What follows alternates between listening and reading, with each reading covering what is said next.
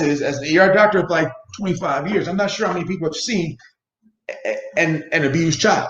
It's frightening, and it happens in people who you would be entirely surprised at. In fact, it's happened enough, and I've been surprised enough that one of my rules are, if you come in, no matter what color you are, what socioeconomic is, if you come in and the child has strange bruises that are not explainable, doesn't matter what you say. I'm just calling social services. And if you come in and it's the middle of the night, and you say, "Hey, my child rolled off of the bed, but he's just fine," or she's just fine, I'm calling social services. And you ask me why? Because there have been cases where you don't understand. The most common thing you hear, especially in the abuse cases, oh, they rolled off the bed, oh, they fell, and so it's real, and so you have to take that into consideration. All right, that was too much. Here we go. Here, they announced. Sandy Blackwell writes, they announced my daughter will be online school for the first quarter. Then they will revisit COVID. Love that. Great idea. LaShawn, after being exposed to COVID, should you wait 6 days and her symptoms to occur before being tested for like COVID? LaShawn writes, after being exposed to COVID-19, should you wait 6 days and or symptoms to occur before being tested for COVID? Depends. If you're being tested because you want to know whether or not you should come off of isolation, you got to wait 14 days anyways. Why? Because that test is only 70% accurate, and if it's taken too soon, it misses. It's not able to like capture active virus. So it just depends. Often, while how we still do in the ER, just so you know, if you come in with COVID symptoms, we don't test you, and we send you home, diagnosed as COVID, and you go on home isolation for 14 days. So it depends. Kimberly Sherman of the Reed Sherman law firm has dropped the link, especially for those people who have end of life questions. And when I say end of life questions, it's mainly about how to build a legacy for your family. And what I mean, let me explain. COVID's here. People are leaving us fast. What's going to happen to your stuff? Not only that, let's forget stuff. What decisions are your family going to make about your health? For instance, I've got an estate plan, and my family knows if A, B, and C happen, pull the plug. And not only that, I designated the right person, because one sister won't do it, the other sister she would do it. But let me move on. After being my heart goes out to abused children. Can anyone do home visits? I don't know about that. Great. That is a great question. Some school districts, we're doing home visits, but an article talked about, you're going to say somebody's going to mention virtual. An article talked about that. It said, hey, we're not able to assess the child virtually at times, because sometimes the child and parent won't put the child on the camera, and you have no idea who's behind the camera, saying something to the child. Camille writes, policy considerations seem to be focused more on politics and money and less about the safety of children. There's been a lot of money lost as a result of the schools being closed. Politicians are concerned about whether they will be real. Agreed. Yeah, I agree with you, which is why we're doing this live now. We're giving people nuggets that they can watch for and decide on their own. Yolanda, has the incidence of injuries in the ER and deaths due to trauma increased? Where can we find that data? Good information for discussion with parents. Has the incidence of injuries in the ER and deaths due to trauma increased? You mean pediatric trauma, or do you mean just overall trauma? Blunt trauma. So blunt trauma and penetrating trauma decreased during the height of the pandemic. What we did notice is that the intensity of motor vehicle crashes increased. And it was why? Because there was less traffic, so people were driving faster. And then you can always go to the American College of Emergency Medicine physicians. You can also Google it, and sometimes you can go through different sites. You can go to this is American College of Emergency Medicine Physicians. Oh, Emergency Physicians Monthly, and then they can lead you to like different sites. Here we go. Yes, pediatric trauma has increased.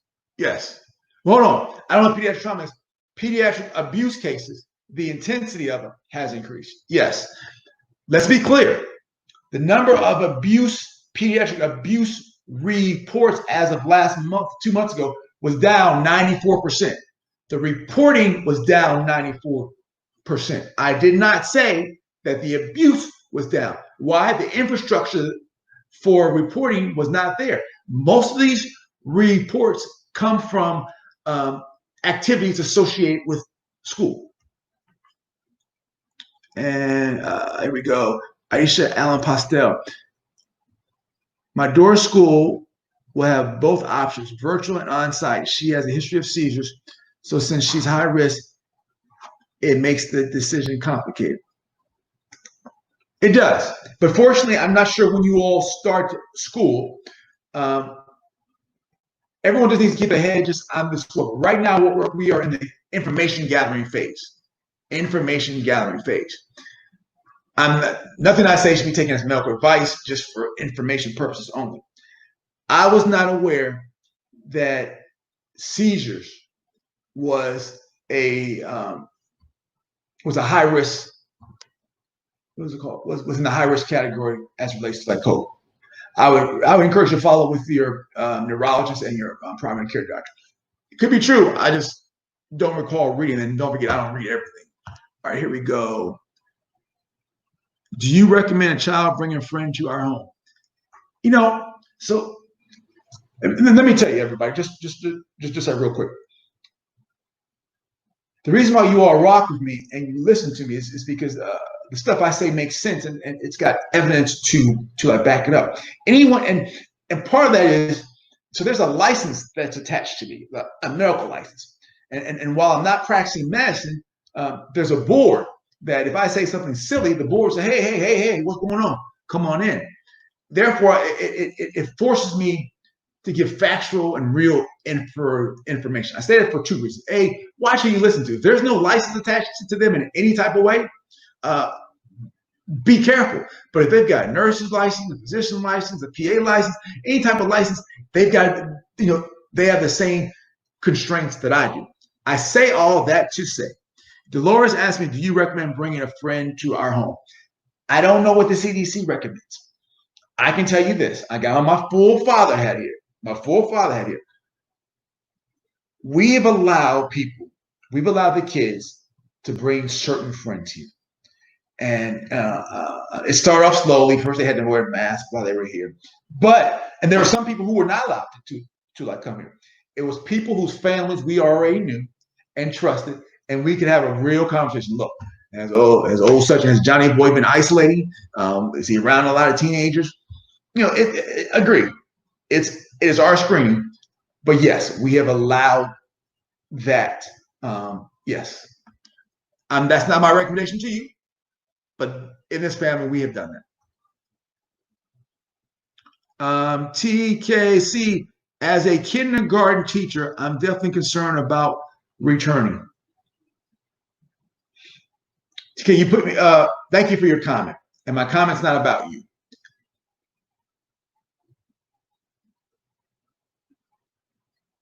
Yes, children can get infected and pass it on to everyone else.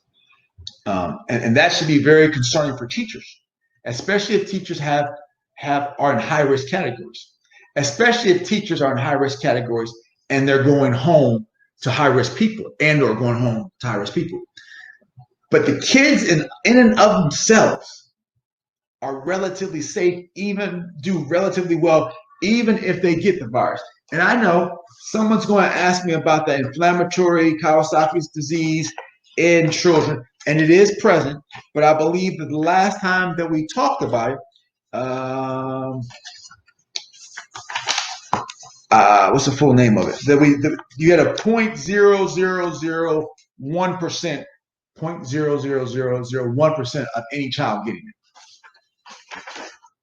Yeah, I forgot the name of the actual syndrome. Wow, it's called being 52. But we did a lot about this. So I would encourage you. I would encourage all of you to sign up for my YouTube channel at Dr. Geoffrey. Again, Dr. Geoffrey. You can go and watch it there. And don't forget, everyone, for your families, what they would appreciate from you is that they would appreciate, like not necessarily just for your families, but for your teachers. I would tell you, they're going through a lot. They need gifts. I would encourage you all, send them a book. Send them a book. You don't even have to come in contact with them. Hey, part 2 will come on Monday, and we will talk about